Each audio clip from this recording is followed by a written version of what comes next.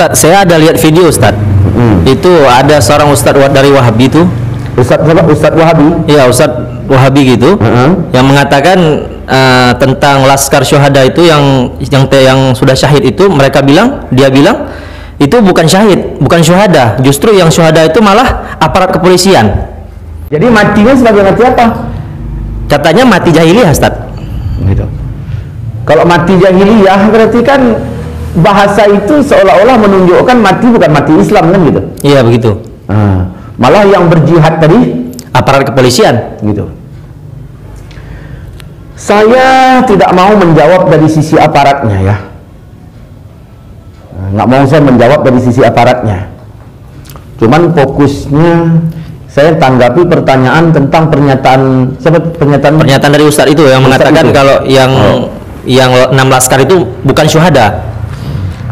Apa yang mau saya jawab mengenai pernyataan tadi, Ustaz? Saya tidak melihat apa-apa di situ kecuali sebuah kedunguan aja. Ya itu. Tapi dia kan merasa dirinya memang dia pintar, sehingga dia bisa berbicara di depan forum gitu kan. Dan alasan Ustaz mengatakan itu kedunguan itu dari segi alasan apa gitu? Ya katanya dia tadi kan Ustaz.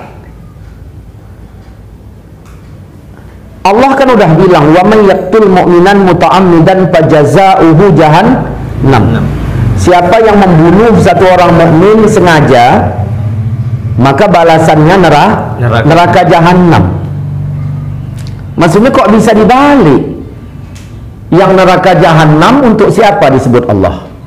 Kan begitu. Kok bisa dibalik yang matinya malah mati jahanam, jahiliyah.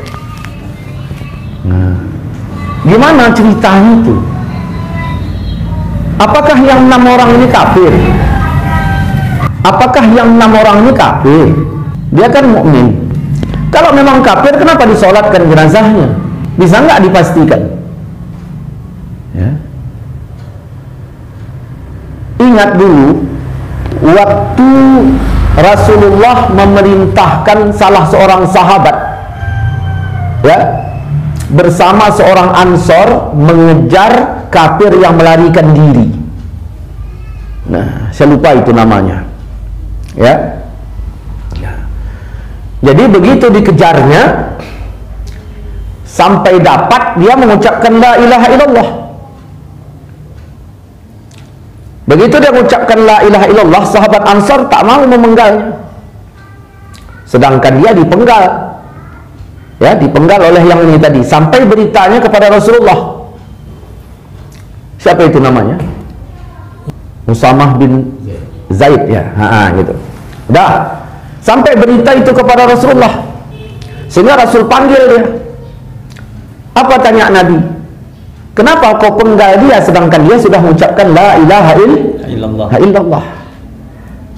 Apa jawabannya? Ya itu kan cuma di mulut aja, di hatinya kan enggak.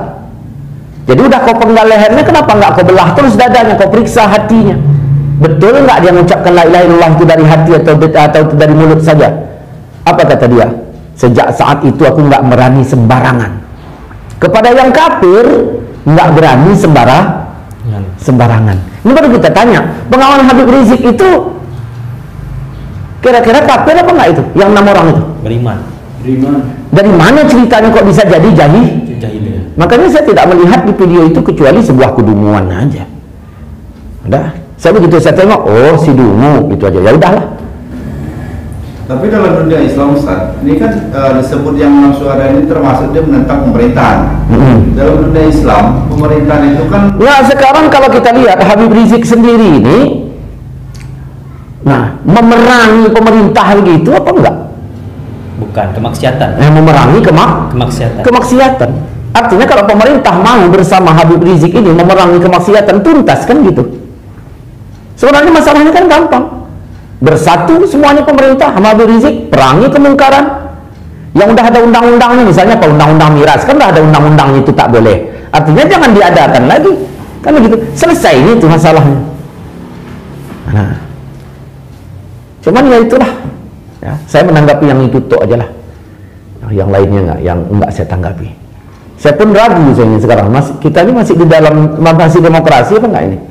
Maksudnya kalau masih demokrasi masih bebas awak bicara, tapi kalau nggak demokrasi ngapain bisa bicara kan gitu. Gitu kan. Karena anggapan kita dengan anggapan orang lain nggak sama. Awak nganggap ini demokrasi, rupanya enggak. Karena dulu waktu masa-masa SBY jadi presiden, banyak kali orang yang keras-keras di bawah itu nggak ada masalah kan gitu. Nah, zaman sekarang nggak tahu saya apa masalah apa enggak kan gitu. Wallahu a'lam.